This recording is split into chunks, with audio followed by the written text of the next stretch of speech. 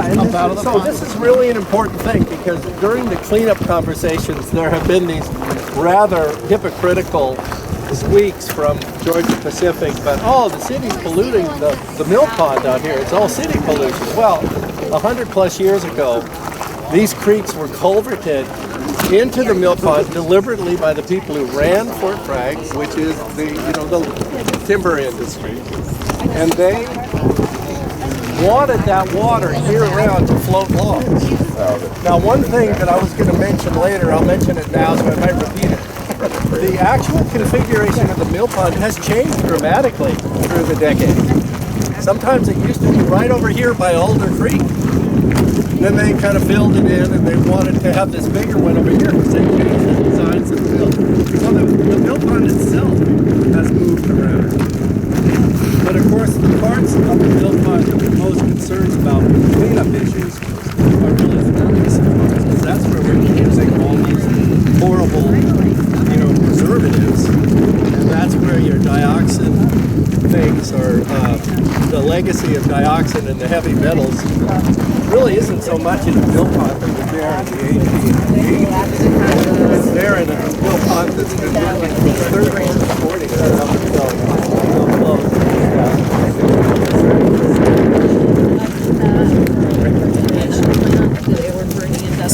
That is absolutely true. The legacy that you were talking about earlier, Leslie, about soot in the air and air quality here in Fort Bragg, a lot of that was at the end when the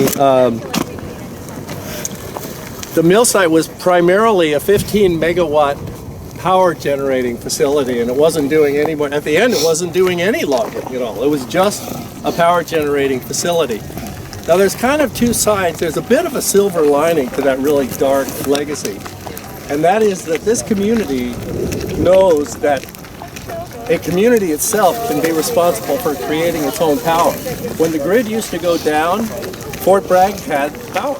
What about the airplane antenna they used to talk about? Right, there's a lot of interesting old stories about that, and I think they play right in a good way into a conversation that we should be thinking about having our own energy district here and being independent of the grid when we need to be. And that means having a microgrid. The University of San Diego at Irvine has a microgrid. And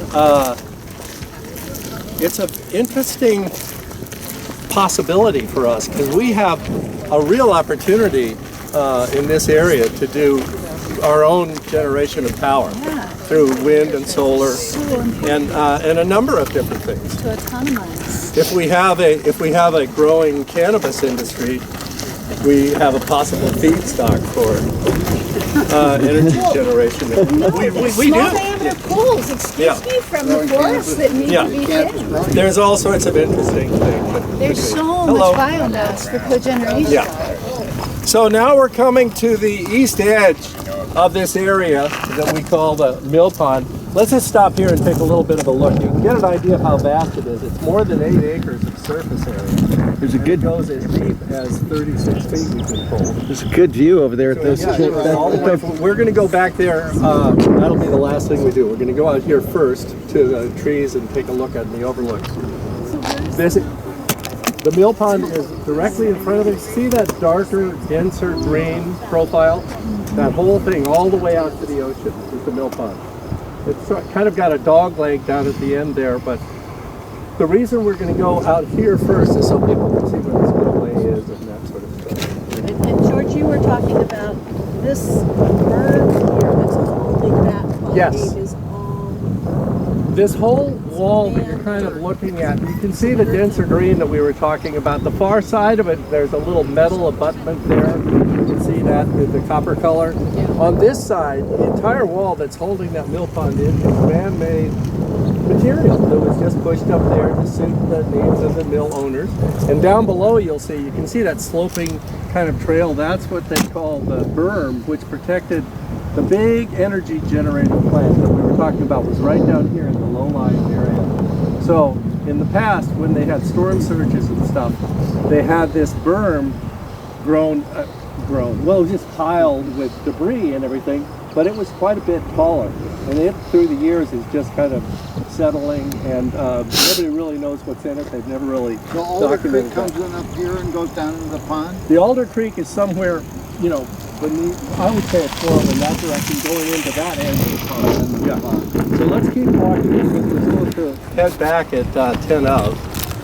But one of the things that I love seeing out here is that in this area that the city is now maintaining, when you look at the aerial views we have on display, this area, you can see the way nature is taking back the territory. Nature is very, very prepared to make the commitment to regeneration if we give it half a chance. You know, I mean, it's usually that we're just cutting it back all the time and asphalting it over and covering it with slabs of concrete and any stupid thing we can think of. There's a lot of water right here. You can tell Absolutely. by the horsetail. But there's also one of the things that's happening out here on the hillside is water management is huge. That's why years ago when we were first getting started with the studies at the hillside, we really wanted to do water studies out here, and Georgia Pacific kind of deceptively led us on for a while and then pulled the rug out from under that. But it really is a huge part of it because this is a humongous water catchment space in any rain event. And if we were in this area and restoring it and giving it plants and ripping up the asphalt and the concrete, we would have much better retention of water and an opportunity to recharge this coastal bluff and also avoid the destructive erosion that's happening, you know, back there. So don't worry, folks, the walk isn't too much further. We're going to go just to where these trees are here. They're showing how windy it gets out here all the time. So as mentioned before, anywhere where you see the equiseta and horsetail, that's where the water is bubbling up. There is a lot of water out here. There's also a lot of engineering that had to be done with the building of the coastal trail so it would have a chance of being having any resilience itself. Otherwise, this stuff would just be completely eroded away. Has this ditch carried water? Oh yes, sure. Oh no, it definitely has. It's big rain events. It's going down through this drains down there. Let's take a moment here and look at something that's kind of interesting. This low-lying area is not that much higher. It's about 12 feet above sea level or something.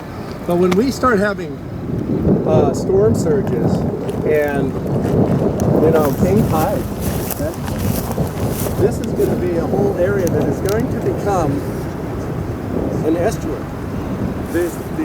With sea level rise, this beach berm is going to be toast.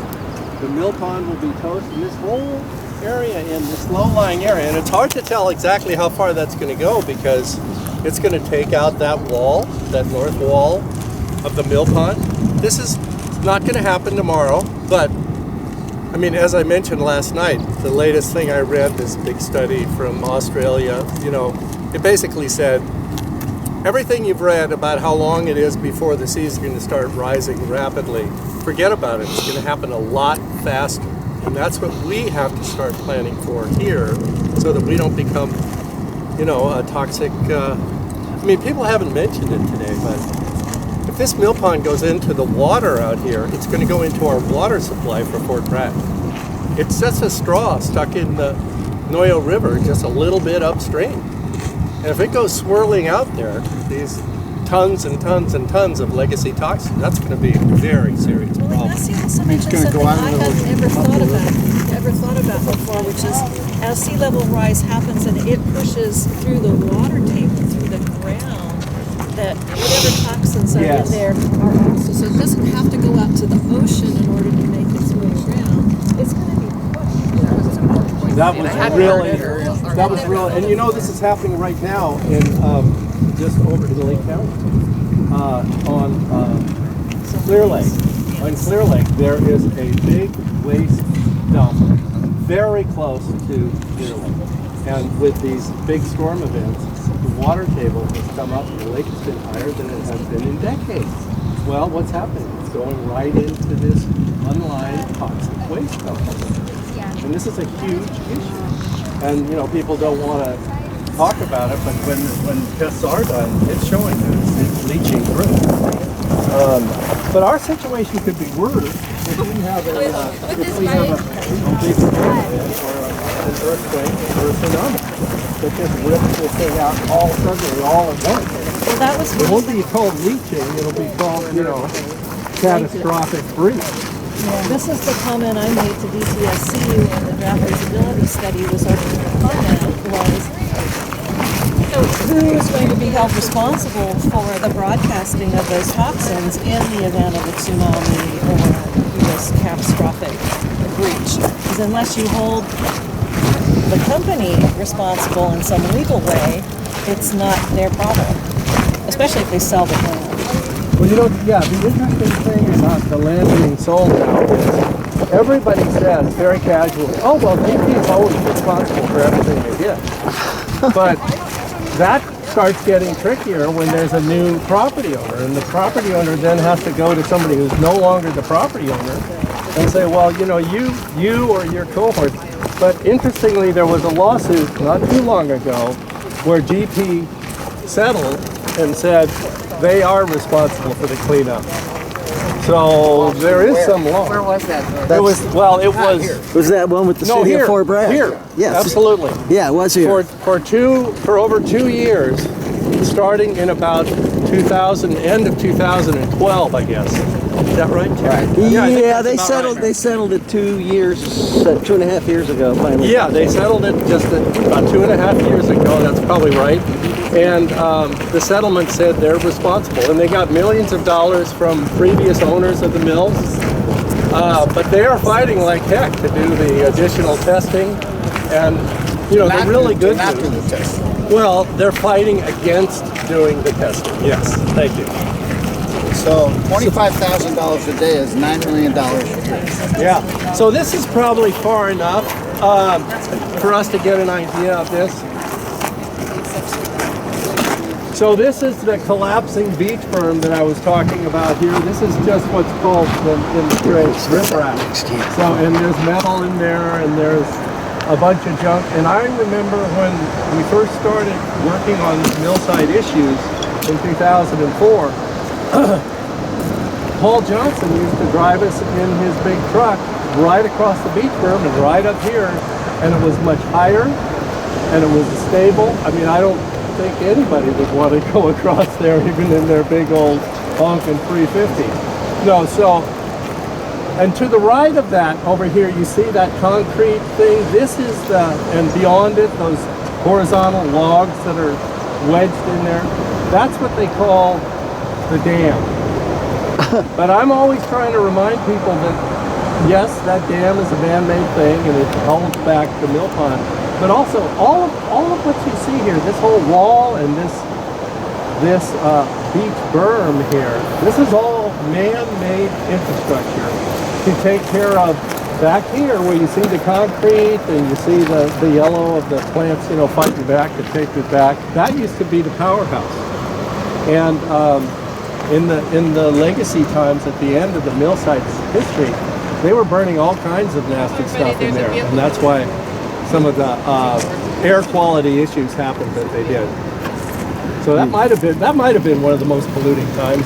Yeah, they were burning tan oak like crazy. They were bringing in trucks and trucks of tan oak. Yeah. And they were burning it for power. But the judge awarded them zero money because they were jobbing the electric market so bad that they were the worst of it. So they got no money from all that electricity they generated. So another thing that's really important in terms of our current battle, you'll hear about pond. Oh, so the Millpond is pond 8. That's the big thing. It goes from the spillway here all the way back to where we're gonna walk to the other end of it over there. But down below, right here, you see where there's that little green patch at the end of the kind of steep drop here? That is called pond number 6. And actually it has the highest concentrations of dioxins that have been found so far.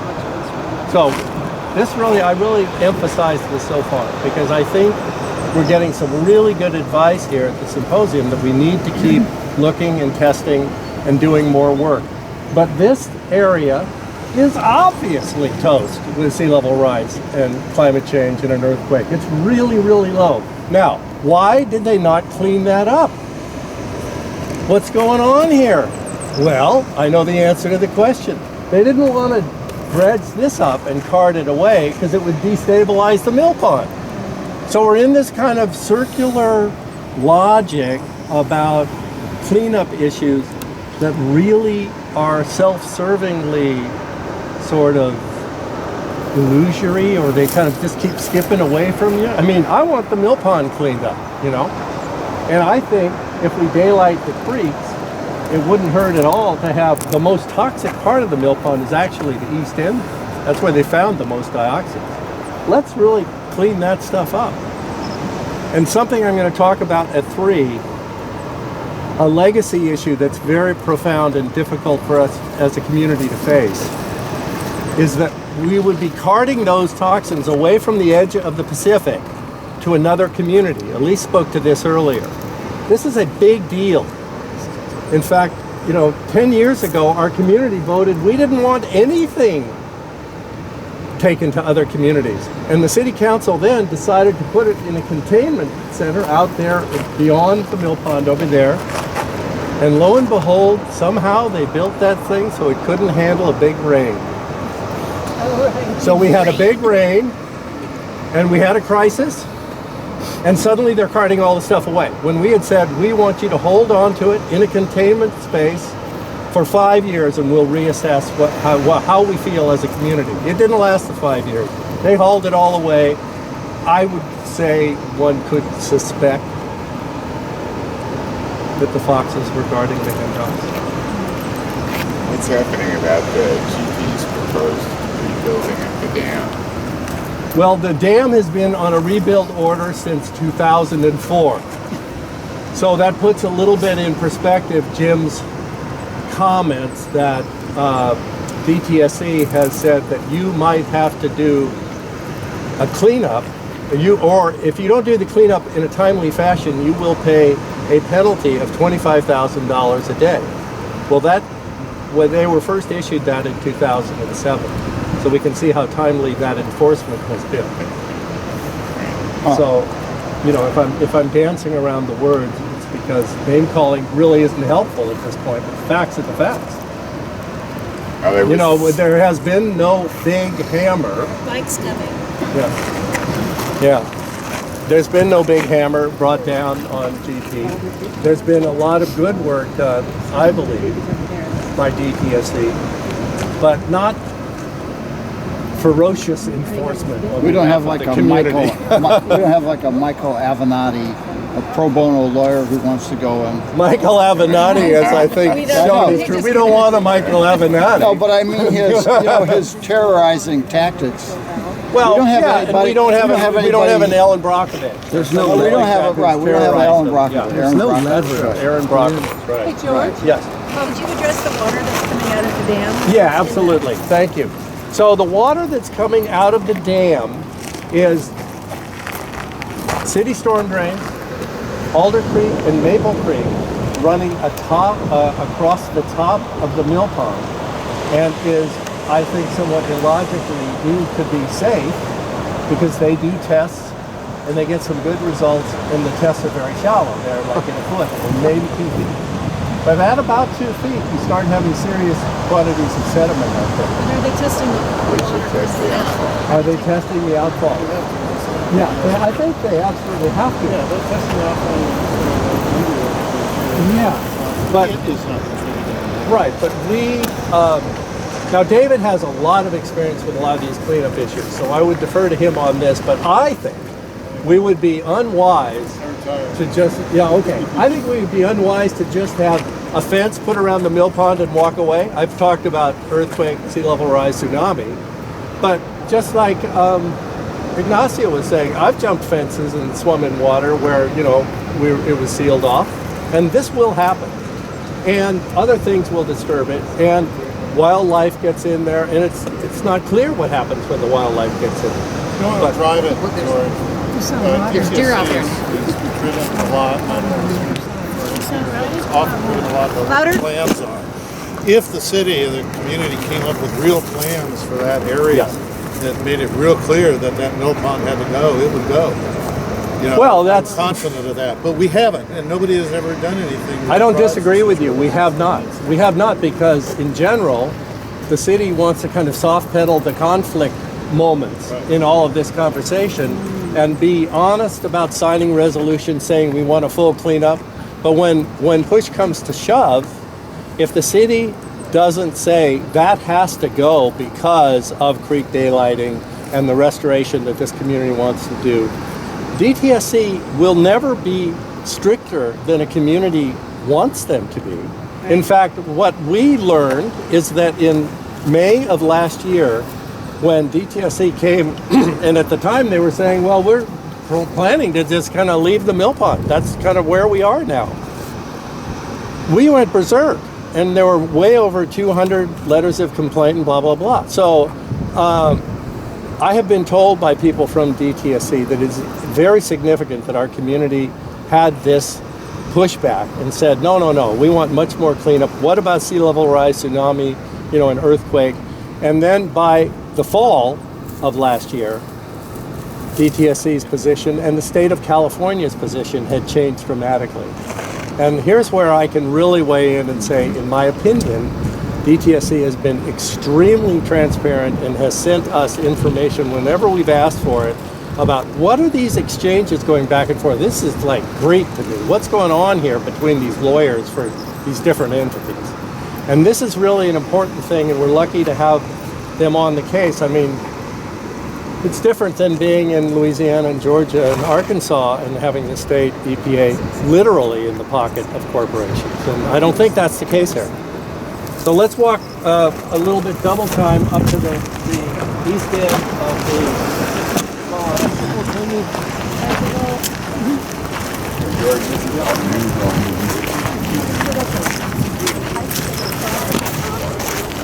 No, this is the natural side. A lot of this drive is higher right here than it would have been otherwise to protect native resources. And that was a compromise with Sherwood Valley.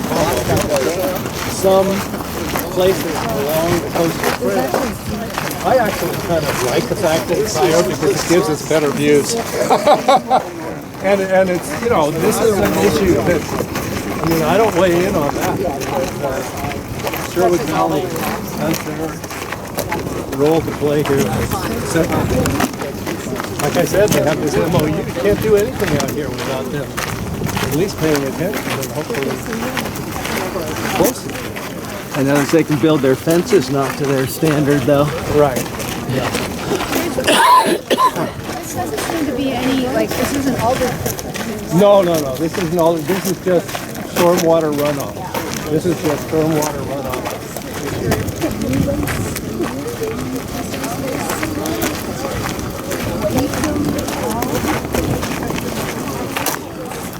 Are we leaving any? No.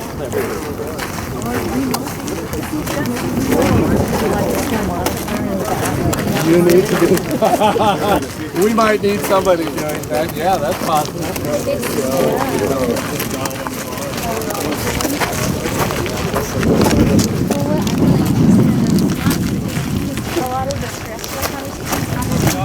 Hello. Hi.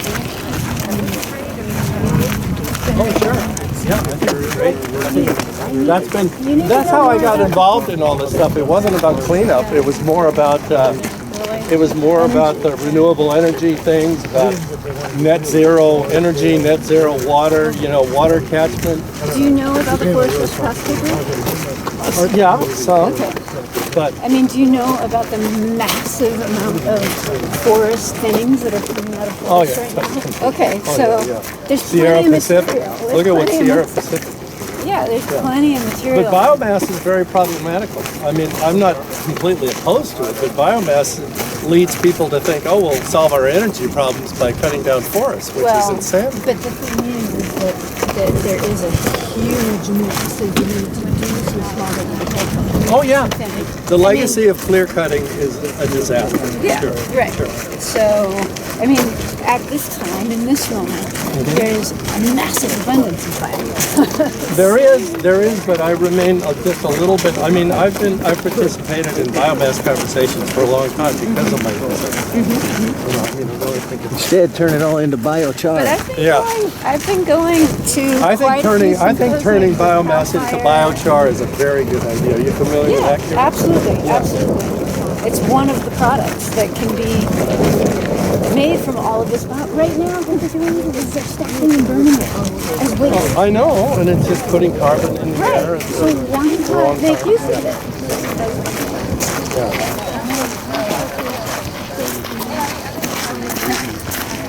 I sort of feel like getting people over to the edge, but I hope we have enough time. I don't think we'll go all the way to the east edge. We'll just go beyond that little bench, that park bench. Yeah, you can see it all from there.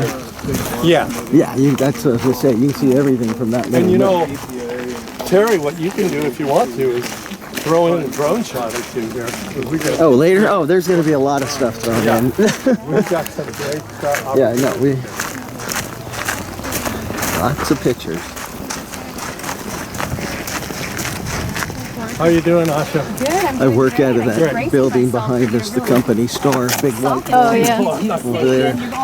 Regularly, I leave work at 2, 3 in the morning, and I'm regularly seeing coyotes going behind the office. Yeah. This place has got a huge coyote population. Didn't used to, but it does now. I think it would be a really interesting study I mean, to study the The growth like of all the biology. the carcasses of animals that are living and feeding off of this environment to see what kind of toxins they have See and what's how in they're there. dying. Yeah, that would be interesting.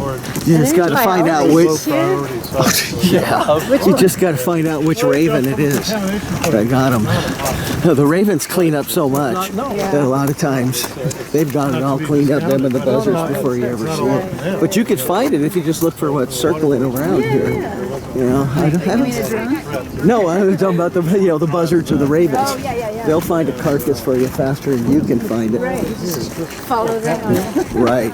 Well, there's cattails, but isn't that the other thing is parrot feather? Isn't it called parrot feather? Well, it's killer. The biggest erosion around here has nothing to do with any of this. It's the ground squirrels are eating the bluffs away by So about this 10 is feet a year. as far as we're going to go, folks. That's what they do.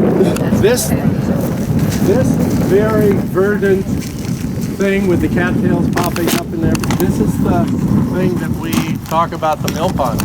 And this is over 8 acres surface area and going as deep, we've been told, possibly as 36 feet. It's a huge thing. And Pond 8, what's it called? what's that? This is Pond 8, yes. And, you know, alder comes in this way, maple comes in from that side, feeding this structure, and that was organized by the people who ran Fort Bragg, by the mill operators, to have water year-round to float the logs. So, let me see, what else to say? Ask questions.